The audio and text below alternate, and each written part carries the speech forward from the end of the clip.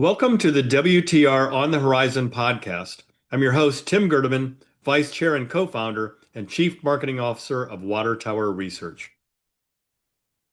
In today's podcast episode, I am joined by Michael Heltzen, CEO of ExoZymes, NASDAQ ticker symbol EXOZ. Also joining us is my WTR healthcare analyst, Robert Sassoon, CEO of ExoZymes, pioneering AI-enhanced enzymes that convert sustainable feedstocks into highly valuable nutraceuticals and novel medicines. The company has developed a next-generation biomanufacturing platform designed to efficiently produce valuable natural products. So, Michael and Robert, welcome to today's podcast. Thank you very much. I look forward Good to it. morning, Tim, and good morning to you, Michael. Michael, before I hand it over to Robert to ask a few industry-specific questions, let me start by asking you to tell our listeners about your professional background, what brought you to become CEO of ExoZymes, and then please provide our listeners with a 30,000-foot overview of the company and its primary business model. Cool. I was born and raised back in Denmark. It became clear relatively early in my life that I had been a entrepreneurial personality. I see opportunities where people see problems. I start making plans when I see some of them, and I like executing on it. So this is my fifth company that I'm a part of building. I'm in my mid 40s, so I've been a little busy with that. Early 20s, we were some guys back in Denmark that wanted to take over the bioinformatics market, basically using computational power to understand how DNA, RNA, and proteins worked. And to keep the story short, we ended up building the largest bioinformatics platform for next generation sequencing, sequence analysis, and basically got into genomics before it was even termed such. And that's kind of what I have become specialized in: computational power on the one side, molecular biology on the other side. How do we turn those new opportunities into businesses? And I have built a number of companies where I then, when I sold the last one, was recruited to what is today ExoZymes. Great. So, Well, yep. excellent. That's a good overview. I have to say as a joke here that given that you're on your fifth startup by now, you should either have gray or white hair or no hair. So somehow you Yes. beat you're an outlier in terms of how you manage the stress.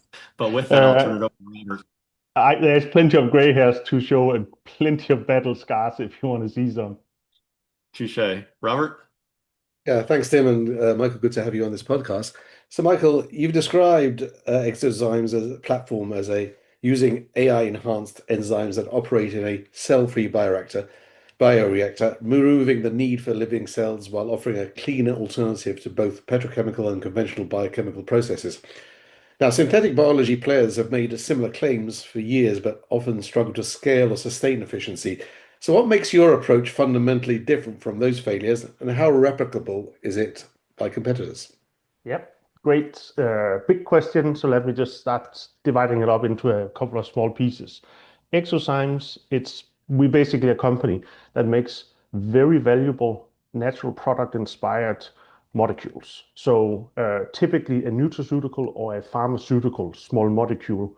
And we basically specialize in taking natural product inspired small molecules that have been known for a long time to be insanely valuable. People just haven't been able to make enough of it. If they try to find it in nature, they would have to basically deplete the natural resource from it to get enough for one generation of the product. Or if they tried to do it with petrochemistry, they either couldn't, or it was super polluting or super expensive. People then tried, as you pointed out, with synthetic biology, that is basically genetically engineering a cell to make these things. A number of people have tried a lot of things, but they often got stuck in that they couldn't scale that. We could get into that a little bit later, why cell-based biomanufacturing had such a hard time scaling a lot of these things, and why the solution is cell-free. So stepping back, it sounds like a complex thing, but it's actually relatively simple from an overview perspective. We have just taken the biochemistry that works inside of cells, that is breakdown enzymes, a feedstock that is broken down into building blocks, and build up enzymes that puts those building blocks back together up to the end molecule. We've taken that out of the cell and runs it cell-free. And it's fair enough if there's a scientist or two out there that goes like, hey, you can't do that because enzymatic pathways, they only work inside of cells because the cell is supplying a lot of the building block, the energy, the balances that is needed. That is what we have replicated in our setup. So we can run that artificial environment that is like being inside of a cell, but you're just inside of a big steel tank instead of, if you're the enzyme. And then we are working on the enzymes to make them what we call the Superman versions of the enzymes that we call exozymes. So enzymes that can work outside of the cell, they are strong enough and steady enough because we genetically engineer them to be so. So that's the second layer of it. How do we genetically engineer those enzymes to become exozymes? Well, like everybody else, we could sit down and kind of theorize one mutation. What would that potentially be like? And then we could go in the lab, put it into a cell, express the enzyme, see if the enzyme performs better, and take it back. But that's super low throughput. So what we do is we sit down and bioinformatically with AlphaFold inspired kind of algorithms. We're now on like third or fourth generation of those algorithms. We sit down and project per enzyme in our manufacturing solution, per enzyme, probably 1,000 mutations. We computationally think that that is 1,000 mutations that each makes a benefit from a performance perspective. Then when we have projected that, we can go to the laboratory, and as very few people in the world, if not the only, we can take all thousands and express them without cells because we're cell-free experts. So we go from DNA to enzymes without putting into living cells. And by basically building that system, that the DNA with the mutation goes into the new version of that enzyme, we can very fast in parallel express all of these enzymes, performance test them, take that data back to the algorithm and say, you were right about this one. Let's put that over in the group of things we were built with. And you're wrong about this one. Learn from that so you become a better algorithm. So we basically brute force evolution. Reinforcement training on DNA to enzymes, enzymes to performance, back to the projection. So we can run that circle, and this is kind of popular speed, so it's not precise science, but we basically run a couple of billions of years of evolution in a week. Right. And I guess you think that you're fairly unique in that sense, and that it's not something that there's a huge amount of competition out there for you. And we feel a little alone sometimes. That's good sometimes to be alone.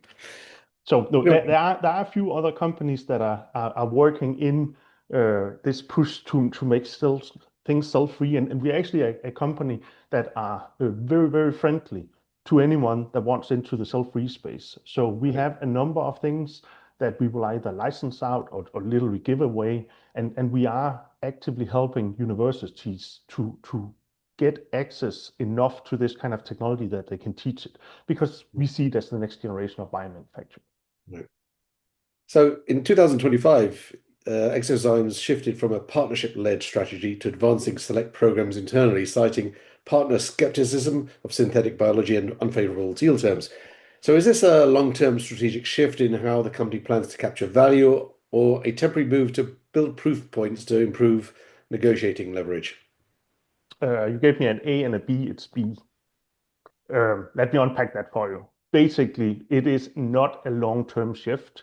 It is short-term, a way of overcoming the reality that we met some skepticism in the market because this sounds too good to be true. And people literally said like, well, we have already burned our fingers on synthetic biology and handed over tens of millions of dollars to people that promised us the sky. And they came back and basically they had a petri dish with a little bit of what they had promised, but it couldn't scale. So they were very disappointed with synthetic biology. We realized that not that the well was poisoned, but it was probably not as clean as we wanted it to be. So we took a step back and said, like, instead of us arguing with potential partners about if this will work, why don't we just build a couple of things ourselves? And to be very frank, we also found a couple of things where the business case was just so great, where we were starting to think internally, why would we give this away? That's NCT and cannabinoids. We can talk a little bit about later, that are our flagship product programs. So you mentioned those two flagship efforts, the NCT program in metabolic health and your cannabinoid biomanufacturing platform. So could you actually give us a high-level overview of each and what you're ultimately trying to achieve with those programs? Yeah, absolutely. So when I talked about that, we are looking for things that have known to be um, very valuable, but nobody have been able to commercialize and basically make the business case. That's basically a product of us having our idea management program where we run all ideas against, screen them, which one will most likely be the best from a product market fit perspective, from a technology product perspective, from a size of market and all of that. And we ran into these two areas where NCT is just very, very timely. This is a small molecule that boosts metabolism. That means turns fat into energy. That is a big conversation the world is having with itself right now, but it's from a different perspective. It's the GLP-1 conversation of like, if you take this GLP-1, then you turn off your hunger signal, but you also turn off your bowel movement signal and your muscle growth signal and other things that are actually not an advantage. So just like dosing up on GLP-1s is not like the one and all solution. So there's a lot of our pharma partners that were talking about, could you start combining a GLP-1 with something? And as you know, this is where the market have gone. So some people kid around and call them the GLP-3s because it's GLP-1 and a couple of other things. Those combination drugs, we sat down and we looked in our portfolio and we said like, well, NCT is exactly that. And it's better than what a lot of other people are doing because it's actually hitting a drug receptor that boosts metabolism. It's a much better value proposition of burning more of your fat and getting more energy than just trying to kind of limit your fuel. Yeah. What about your cannabinoid program? So same kind of story with a twist. Cannabinoids have been known for 1,000 years that they have some medicinal um, uh, impact and opportunity to them. But imagine you got a drug that you got drunk from. That would be fun the first day, but like the rest of your life would be ruined, right? So that's the problem with cannabinoids. You get the medicinal effort, but you also get high from it, and therefore you have this whole kind of like we can't make that a drug, we can't make that something the FDA is going to approve. Also because the cannabinoids that we are typically having access to is from plants, and like the vast from an amount of cannabinoid point of view, the most cannabinoid you get out of a plant is THC. That's the one you get high from. And there's only a couple of other ones that is kind of enough that you can harvest. And then you have like 100 or 200 other cannabinoids in tiny, tiny, tiny amounts. It happens to be the ones that has the medicinal effects often. So from that perspective, it's like, I can't really get it because again, I have a situation where I can imagine the value proposition, the market and the opportunity, but I can't get to it. We have to be in a very unique position where, because we literally engineer our pathways, there's nothing alive in our in our cell-free systems. Step by step is chemistry. It's biochemistry. It's very inspired by nature, but it is step by step, not an alive thing. It's just a chemical reaction. We can literally guarantee THC-free cannabinoids as probably one of the only groups in the world. And as you have maybe followed, there have been a rescheduling of cannabinoids because there have been a recollection and realization of that there's intoxicating and non-intoxicating cannabinoids, and the non-intoxicating ones, keeping them away from the market when the endocannabinoid system, as it's the receptor system in the human body, is so vast. It's literally in all of ourselves, and it has so many potential benefits we're keeping mankind away from because of this messy reality of THC always being mixed in. Coming with a solution to that is something that has been a strong market Yeah. demand for, and we look forward to launching. There's certainly a lot of research momentum in cannabinoids into, mental health disorders such as Alzheimer's. So it's really a very interesting area now. Yeah, exactly. So, so going back to NCT, it is described as the only known potent agonist of HNF4 alpha, a master regulator of liver metabolism that has been inaccessible at scale. And your platform can amazingly produce it at a greater than 99% pharma grade purity. As you transition from demonstrating scientific and production capability to building a real commercial business, what data support the idea that activation of this regulator can drive meaningful, monetizable outcomes? And where would you place yourselves today along the evidence curve? Yep. So you're right. The the receptor is a receptor that sits inside of mitochondria, inside of the powerhouse of the cell where energy production goes on. So it's a receptor that is known to basically, if you can activate it, it basically goes up in activity. And actually, over time, you can even have mitochondria grow almost like a muscle if you use it more. So that is a long-standing, proven many different ways. Then the next step is obviously the animal models. People have been running a number of different layers of proof points over the years. I would say the one the one that is the cleanest and the kind of easiest to look at is the one from Sanford Burnham. The group basically sat down and gave high-fat diet to, I believe, rats. And the rat that got the high-fat diet got big and bloated and had a basically destroyed liver, exactly fatty liver disease style. Then the same clone of that rat, but and same amount of food, but with NCT in it, ended up with 30 to 40% less body mass and a Mm. much healthier liver. So that's kind of where the first layers of indication and everybody woke up to the world and said like, wow, this if we could only get access to this compound. The challenge is that you find this in I think it's like 14 parts per million in, for example, black pepper kernels. So you need a household worth of black pepper to have enough for one dose of this thing, and there's just no practical reality where you can isolate it from nature. And then people have tried all kind of different things, but haven't ended up with the kind of purity and the kind of production matrices needed until we applied our platform on it. And as you pointed out, we together with Cayman Chemicals basically ran a pilot where we showed that basically the vast majority, 99% of the feedstock ended up as the end product. So imagine if this was a cell-based system. If you gave a cell, let's just say some sugar or some feedstock, how much of that sugar will turn into your end product in the other end?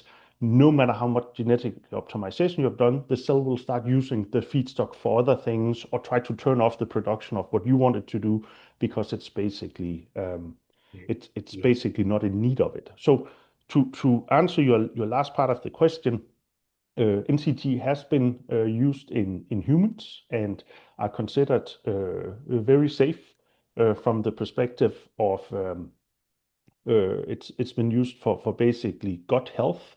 The gut lining Yeah. ripens up when you give NCT, and that is one area people are pursuing. And there's an area where basically people worked from a diabetes and metabolomics perspective, where we see things slightly different is that nobody have had this in pure form before. So we are sitting down, and you ask where we are specifically in the evidence curve. We are now getting to the in-human use studies and teaming up with people in the metabolomics space to really investigate now when we have so pure form and so we can basically deliver the next generation of preclinical insight. And then, of course, when we talk to people, there is two routes commercially. There's the nutraceutical route. This can very likely be GRAS approved because the lesser pure form have already been GRAS approved, so we're pretty sure about it. Generally recognized as safe, can be sold over the counter as a nutraceutical supplement, and that means there's a path to revenue relatively fast. And then at the same time, and this is actually probably the most exciting part about all of our platforms, so hang on to this one. When we go to the pharmaceutical side, it's not NCT, the natural product version. Because we're in engineering level control, we now have design control over the small molecule in a way, medicinal chemistry way, that we'll have never had access to before. So we can make more potent versions, more bioavailable versions. We can literally tinker with the small molecule all the way back to the computer. And we can design what small molecules should be used for specific indications. So I'm personally very excited about fatty liver disease. I'm very excited about the overall metabolomics diseases that this can probably be customized for. But that's where we are taking the pharmaceutical direction. And that's where we are having conversations with biotech and pharma companies. And it came down to your first question of like, when we negotiate those things, obviously we know we can take this further along the value inflection point curve. So from a negotiation point of view, it's like, you know what, we can, for a relatively small amount of money, we can get to the next value inflection point. Why would I do a licensing deal before that? Right. Yeah. Very interesting anyway. But going back to the cannabinoid inspired molecules platform that you are also developing, we've had some partial rescheduling as you mentioned previously. But the broader cannabis adjacent space has struggled with distribution, regulatory complexity, and consumer trust. Those are things that may take a while to Change. prevail over. Yep. What specifically are you doing differently to avoid those same pitfalls? So first of all, just being very blunt about, we will never touch anything people can be high from. So no intoxicating cannabinoids found at our facility. And we are actually DEA registered. So we have a license from the DEA to make cannabinoids. So we're very, very compliant from that perspective. And then as you pointed out, there has been a lot of regulatory hurdles, but that was because it was a Schedule 1 drug. That's literally the definition. A Schedule 1 drug is a drug that the US government see no medicinal use case for. Right. And therefore, how can you convince anyone in the FDA or anyone anywhere that there is a medicinal use case? So that's the second big change that is here. First of all, we can stay away from the intoxicated ones. Number two, we have a rescheduling event going on. And then frankly, there's just a couple of 100 years worth of preclinical and clinical and outside of the clinical setting data sets on what works for what. So now we come back to this core thing of our platform where we can engineer the small molecules. So we will actually not just be taking the ultra rare cannabinoids that people are dying to get hold of. We will also take them and say, why don't we engineer your rare cannabinoid and make a new to nature cannabinoid so you can get a patent, a composition of matter patent on it, but also so you can optimize it to the specific use case, or maybe cut it away from doing anything else than your specific use case. So that optimization is the third argument for why we can make very unique cannabinoids. And then from a marketing perspective, you might not even call it a cannabinoid, because if you have the specific disease, do you really care where we were inspired from when we built this new molecule that helps with whatever we're talking about? Good answer. So, what are the key near-term milestones for NCT and the cannabinoid programs, and when do you expect to start generating meaningful revenues from either of them? So in NCT first, we are probably a year away from launching the nutraceutical according to our plans, and it will probably in the beginning be more about introducing the product to market. So it will be introduced to most likely to a relatively high price, because there's a segment of longevity and health-focused individuals that will pay basically anything for this. And we will probably establish in that market, and then when the production goes up, get the price point down so that it is for everybody. And it's not just to kind of like skim the market. That's actually not what it's about. It's about establishing the conversation about how valuable this new molecule is and what it can do. Depending on how you define meaningful revenue, it will be meaningful from the perspective of it will be the first revenue and it will start the chain. Will it be significant in the form of um, numbers?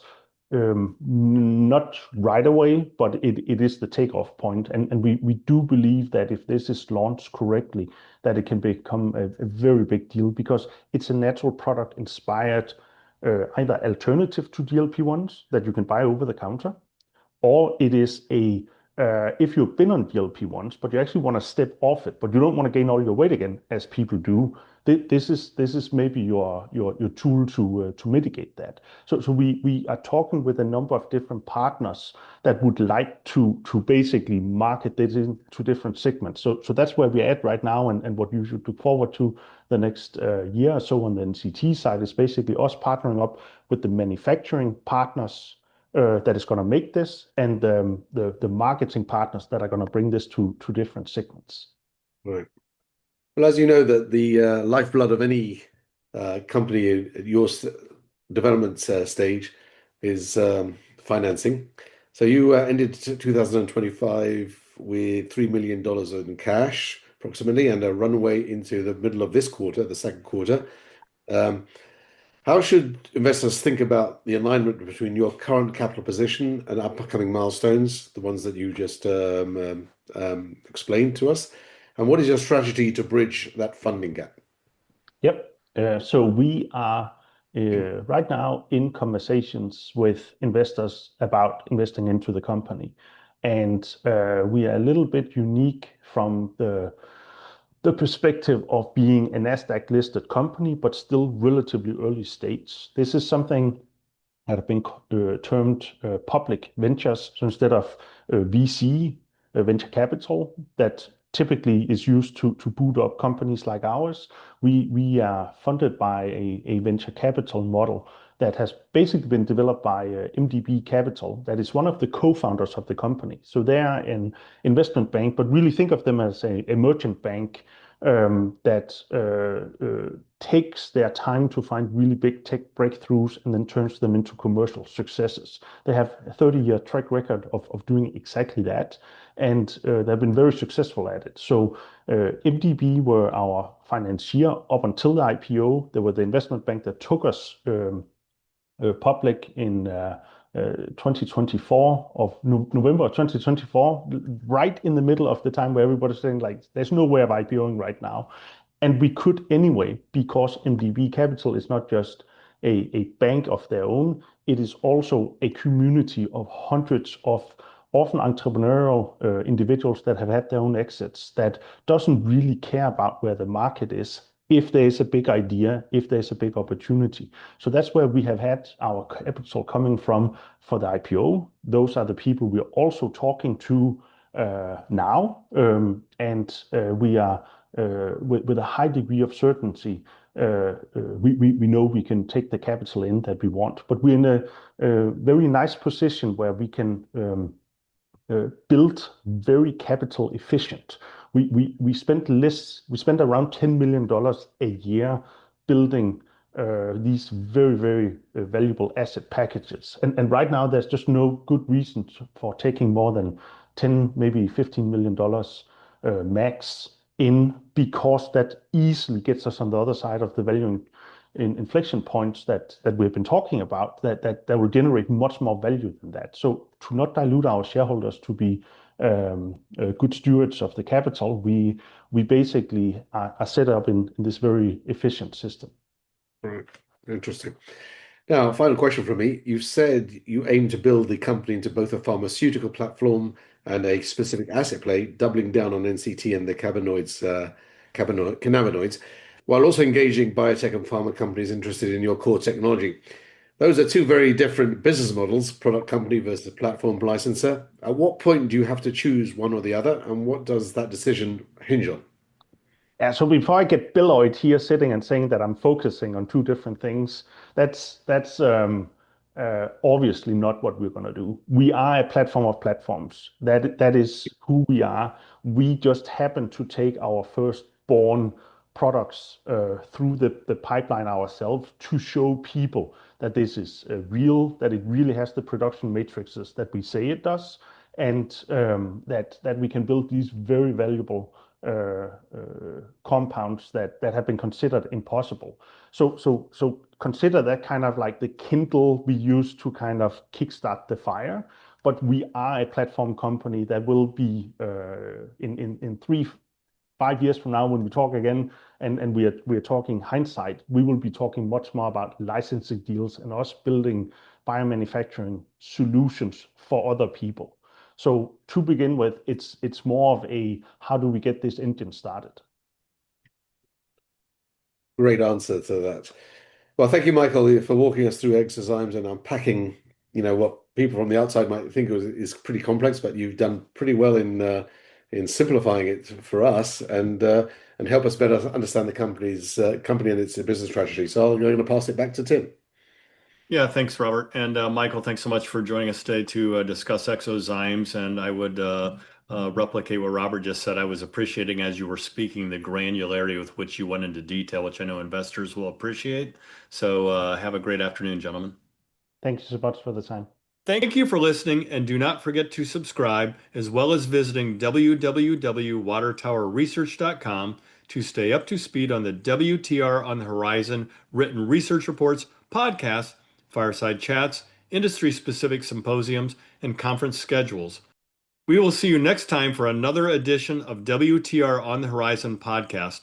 Finally, a special thanks to the producer and editor of the podcast, Krista Fitzpatrick.